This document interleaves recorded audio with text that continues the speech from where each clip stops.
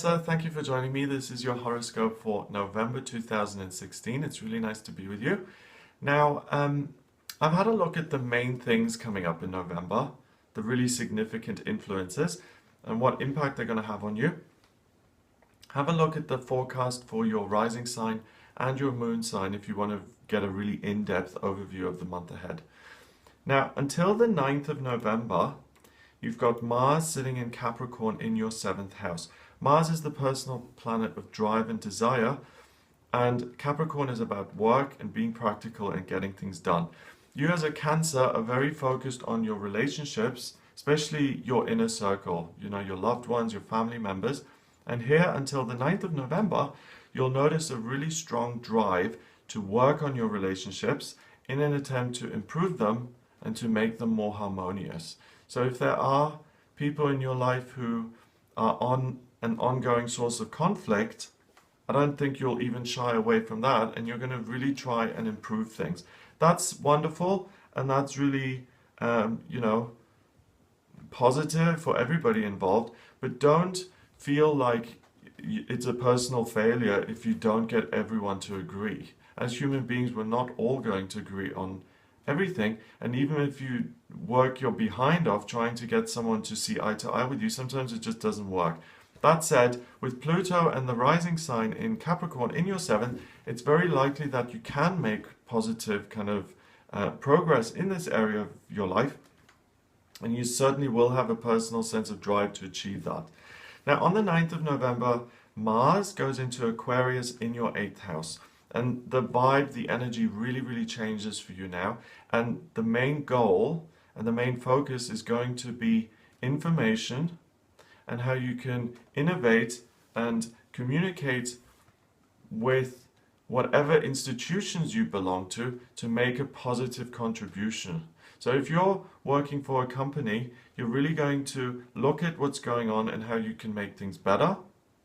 If you have things to do with legal proceedings or the justice system, you're really now going to be driven to get things sorted out and to get things sorted out in a way that's most positive for everybody. There's a real sense of fairness here, and there's a real sense of social justice and concern for other people in a very humanitarian way. So that's kind of beyond you in a way. You're going to feel things very deeply. Mercury's in Scorpio in your 5th house. Mars is here, up here, and there's a great sense of responsibility. Again, the beginning of the month, I'm responsible for relationships. I'm trying to make things better. That gets even bigger here on the 9th of November onwards. I'm responsible for my position within this community, this institution.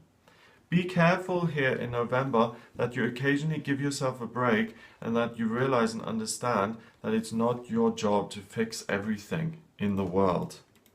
On the 12th of November, Venus, the planet of love and beauty, that goes into Capricorn in your 7th, and it's a nice shift. Rather than being so driven to make everything okay, especially in your relationships like you did earlier in the month, it becomes a much more enjoyable process now to spend time with people and to chat and communicate and interact, and it feels like a much more loving process than it did like this sense of achievement. I've got to make things better. So reading between the lines here, it looks like at the beginning of the month you have made lots of progress by being so focused and driven, and now you can actually enjoy the rewards of that and spend time with people in a much more loving, harmonious way.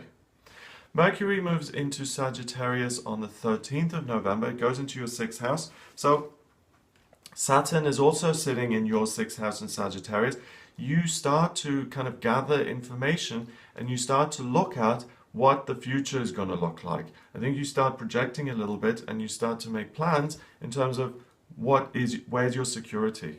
And this brings things back to you, and you analyze and you make sense of things and you try and break information down in an attempt to make it work for you and how you can become more solid and stable in your life.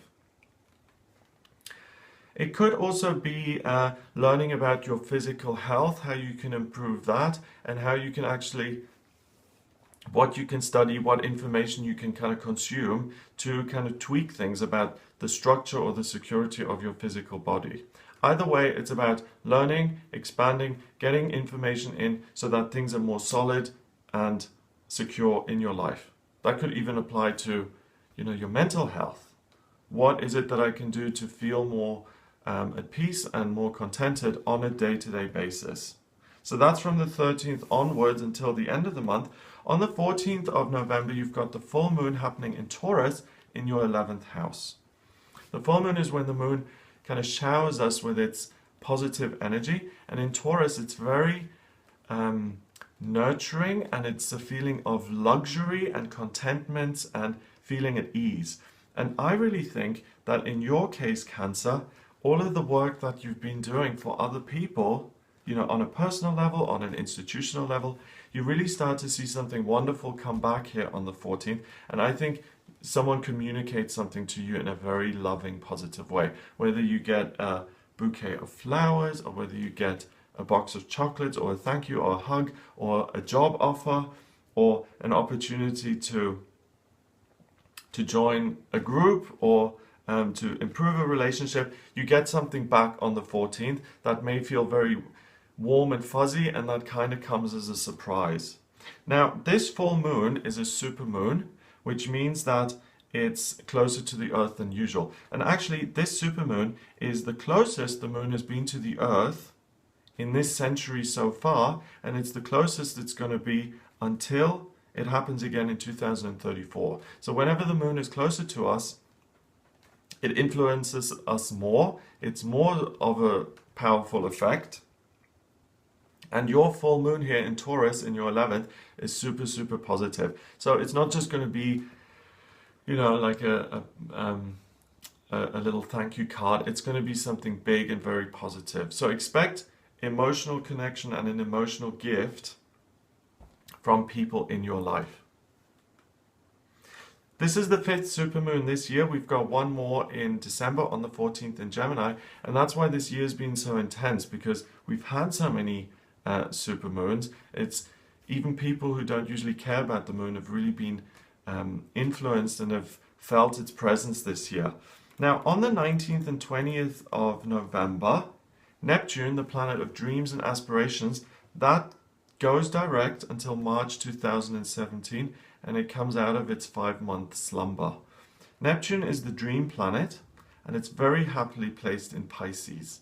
So that all takes place in your 9th house of expansion and growth. And earlier in the month, you were getting information in to create more security. I think you've done very well with that. And the kind of energy shifts now, and you start to think of, well, yes, security is one thing, but what are my hopes and dreams for the future? Where do I see myself? How can I expand and grow?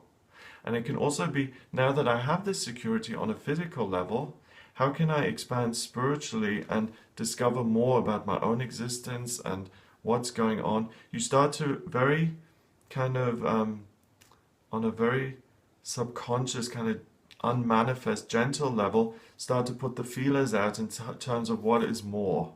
So you're really searching here, and you're really taking in a lot of information and making sense of it in your own personal way.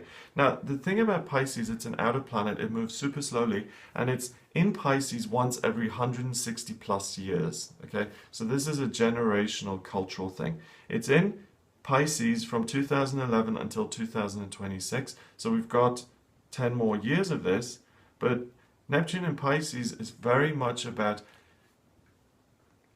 polishing off the dirty window of life and seeing through into what the possibilities and what the dreams are. So really focus on where you want to get to in future, because by getting that information and making sense of it, you can then plan practical things to actually make it a reality.